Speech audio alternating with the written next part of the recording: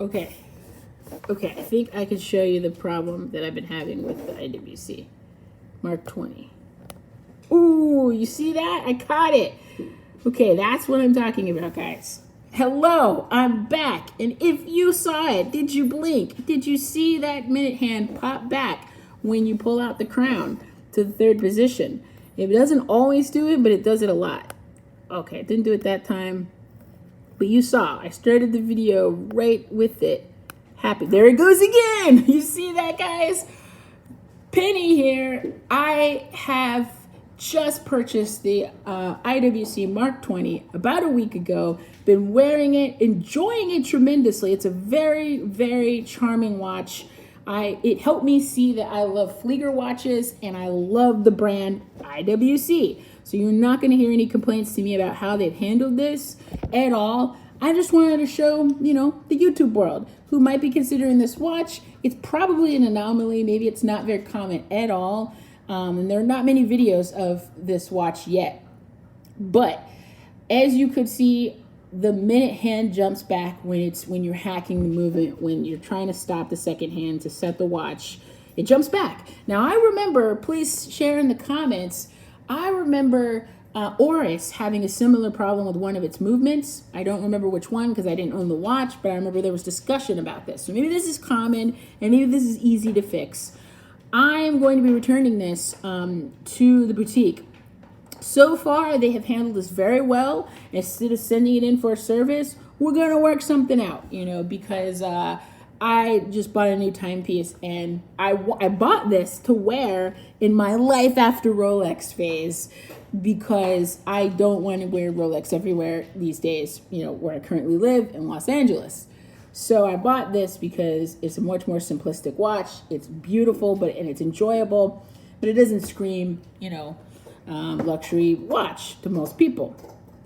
So anyway, I have a fondness for this brand and I'm not bashing it by any stretch of the imagination. I will be replacing it with another IWC, and you already know this is my second one. The only watch review that I have up on this channel is of the IWC Mark 18, a watch that I loved and had a hard time parting with, actually. But eventually I did because I'm a fool. I'm a nut. I'm a nutcase when it comes to watches, and I always rebuy. And so usually when I rebuy a watch, it's here to stay. So I rebought this watch, and of course wanted it to go the distance. But with this problem with the movement, I'm gonna have to return it. So that's a short little check-in from me, guys. I'm out here. I still love watches. I still have my Rolex, but I will not be wearing them in most occasions for the time being, and I want something different. And I asked you guys a few months ago, what did you think I should wear? And we got some good suggestions in the comments. But IWC is one of those brands that I'm probably going to keep coming back to. This doesn't deter me from the brand at all. If they had handled it poorly and were jerks about it and were questioning me, like, did I do something to it? Then I would have, maybe not felt so loyal to them or enthusiastic about the brand. But we'll see. I'll give an update video of if I find out anything else about the movement, or just to post an update about my experience exchanging it, returning it, whatever's going to happen. We're about to go into the holiday weekend, so I'm not going anywhere near the tourist areas, commercial areas over the weekend. But next week for sure, we will hopefully deal with this issue. I'll try it one more time in case you missed it. It doesn't always do it. I feel like it does it around 80 to 85% of the time.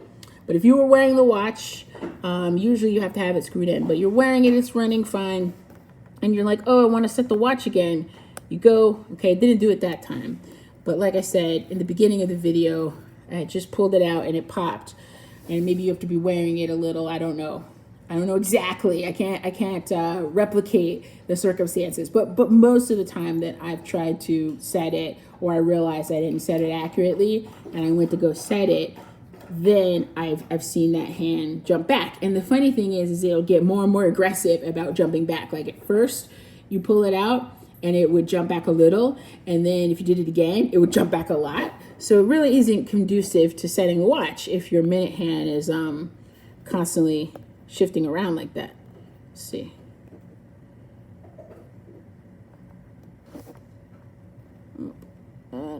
Okay, didn't do it that time. But anyhow, rewind, you saw it happen. And when I went to the boutique, it did it for them too.